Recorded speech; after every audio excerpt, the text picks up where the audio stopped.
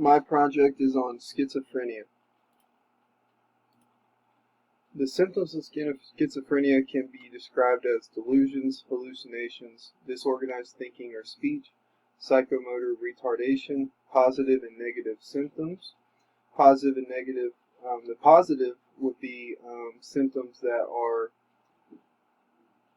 of things of actions that they are actually doing. So maybe to us saying things that make no sense or moving around weird. Negative symptoms would be sort of the deadpan look that people suffering with schizophrenia have, and some things where they're not actually doing anything, but the lack of doing something is the problem.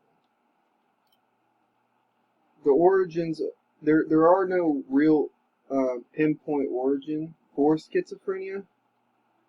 Research suggests that a combination of physical, genetic, psychological, and environmental factors can make a person more likely to develop the condition.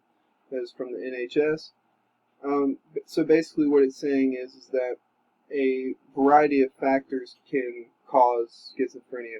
People who are genetically prone to being schizophrenic don't always become schizophrenics, but with the right sort of traumas or other factors, they can develop schizophrenia. Triggers for schizophrenic episodes are can be exacerbated by drug abuse and by different types of stress. So bereavement, losing a job or a home, divorce, abuse, any sort of negative thing that can go on in their life. So if they're overloaded, say with work or school, that can cause a schizophrenic episode. Approximately 1 in 300 people around the world suffer from schizophrenia. Schizophrenics are much more likely to die early compared to the rest of the populations. Onset of schizophrenia tends to occur in early adulthood. You don't see a lot of kids going around with schizophrenic episodes, but once people become adults, that's when they tends to come on.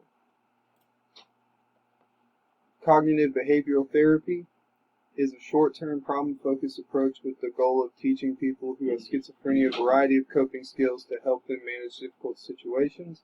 It's from NYU Langone Health. CBT tries to modify the thinking of someone with schizophrenia in order to not allow for the negative symptoms to come. CBT helps to reduce the severity of symptoms, prolong a relapse of a schizophrenic episode, and help create social skills for suffering people. Another form of therapy to treat schizophrenia is the biological therapy, specifically antipsychotics.